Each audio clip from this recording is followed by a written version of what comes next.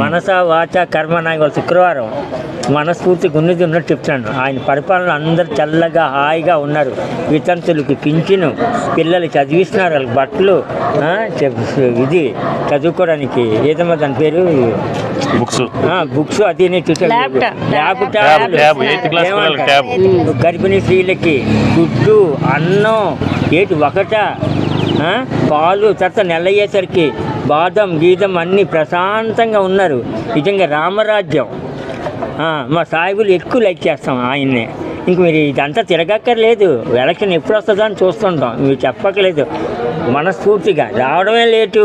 ఇలాంటి వాళ్ళని తీసుకుంటామమ్మా. రామరాజ్యం అని విన్నారు ఎప్పుడైనా? ఇతను వచ్చింది ప్రశాంతంగా బతుకుతున్నాం అందరూ. ఏ అరాచకం లేదు, ఏది లేదు.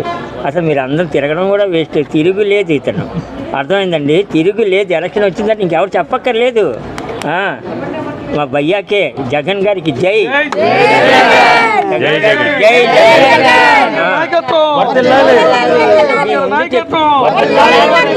ముందు చెప్పడం కాదు, ఇవాళ శుక్రవారం అల్లా వింటాడు అన్ని.